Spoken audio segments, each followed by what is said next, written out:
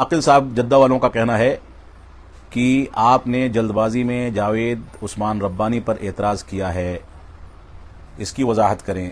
मैंने कोई जल्दबाजी में एतराज़ नहीं किया है। मैंने ये बात कही है कि उनसे इल्म लेना दुरुस्त नहीं, क्योंकि उन्होंने उलमा की सोहबत में इल्म हासिल नहीं किया है या बाकायदा इल्म शरई हासिल करने के जो वसाइल हैं उन तरीक़ों पर इल्म शरई हासिल नहीं किया, लिहाजा उनसे इल्म नहीं लिया जा सकता। मैं ये नहीं कहता कि जावेद उस्मान रब्बानी साहब की जो बातें हैं वो सारी बातें गलत हैं, लेकिन एक शख्स जो इल्म को उसूल व ज़वाबित के मुताबिक, मनहज सलफ़ के मुताबिक जो ज़वाबित हैं उसकी तकमील नहीं करता है, तो उससे हम सवाल जवाब करें, उसको मुफ्ती बना लें, ये दुरुस्त नहीं है।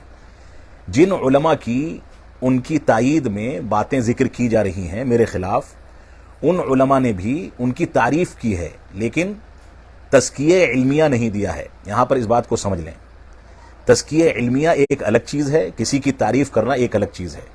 अगर सिर्फ तारीफ़ की बुनियाद पर किसी से इल्म लिया जा सकता होता तो ऐसी सूरत में बेशुमार ऐसे वाइज़ीन हैं जिनकी उलमा ने तारीफ़ कर दी है, तो क्या उनकी तारीफ़ की बुनियाद पर उनसे इल्म लिया जाना जायज़ होगा? यकीनन नहीं होगा। यहाँ पर जिस बुनियाद पर यह बात मैंने कही है कि उनसे इल्म नहीं लिया जाना चाहिए, वो इल्म के हुसूल के लिए असलाफ़ उम्मत ने जो ज़वाबित ज़िक्र किए हैं उन ज़वाबित पर वो खरे नहीं उतरते। मामला सिर्फ इतना सा है। अब उसको दूसरा रंग दे दिया जाए कि साउथ के, जनूबी हिंदुस्तान के बड़े बड़े उलमा ने उनकी तारीफ़ की है। भाई, उनके प्रोग्राम में गए, शिरकत की और तारीफ़ की, अच्छी बात है, तारीफ़ की है, लेकिन ये तारीफ़ तज़किये इल्मिया के तौर पर देख करके हम उसकी बुनियाद पर उनसे इल्म के हुसूल को जायज़ करार दें, ये इंसाफ की बात नहीं है। लिहाजा हर चीज़ को हर चीज़ में दाखिल करके अपने लिहाज से इज्तिहाद व इस्तिंबात किया जाए और अपने लिहाज से किसी चीज़ को लोगों के सामने पेश किया जाए, ये तरीक़ा उलमा का तरीक़ा नहीं है। ये तरीक़ा ऐसे लोगों का तरीक़ा है जो इल्म दीन के हुसूल के उसूल व ज़वाबित से वाकिफ़ नहीं है। लिहाजा यहाँ जो जल्दबाजी की बात कही जा रही है, बात बिल्कुल गलत है। दूसरे उलमा ने भी उनके बारे में इस तरह की बातें कही हैं।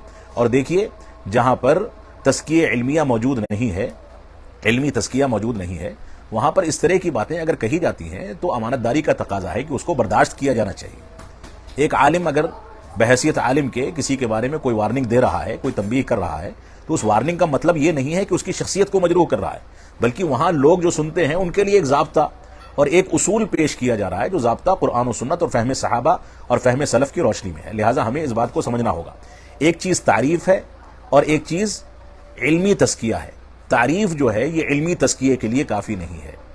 बेशुमार ऐसे लोग हैं, ऐसे उलमा हैं जिन्होंने डॉक्टर असरार की तारीफ़ कर रखी है, बेशुमार ऐसे लोग हैं जिन्होंने फरहत हाशमी की तारीफ़ कर रखी है, बेशुमार ऐसे लोग हैं जिन्होंने डॉक्टर जाकिर नाइक की तारीफ़ कर रखी है, बेशुमार ऐसे लोग हैं जिन्होंने दूसरे ददू की, अहमद ददू जो इख्वान मुस्लिमीन के बड़े कायदीन में से हैं, उनकी तारीफ़ कर रखी है, बेशुमार ऐसे लोग हैं जिन्होंने अरब दुनिया के दूसरे इख्वानी उलमा की तारीफ़ कर रखी है। तो तारीफ़ करने से ये चीज़ साबित नहीं होती कि जिसकी तारीफ़ की जा रही है उससे इल्म भी लिया जा सकता है।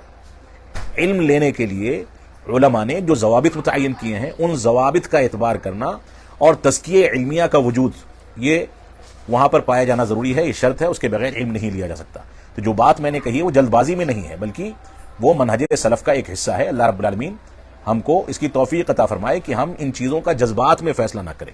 मैं माज़रत चाहूँगा अगर जावेद उस्मान रब्बानी साहब को या किसी को मेरी उस बात से तकलीफ़ हुई हो, तो मैं तन्हाई में मिल करके या जैसे भी चाहें लोगों के सामने भी उस तकलीफ़ से माफ़ी मांगने को तैयार हूँ, लेकिन जो ज़ाब्ता है वो ज़ाब्ता अपनी जगह पर बरकरार है और उससे तनाज़ुल नहीं किया जा सकता है। अल्लाह रब्बुल आलमीन हमको जज्बात से बचने और इंसाफ से काम लेने की तौफ़ीक़ अता फ़रमाए।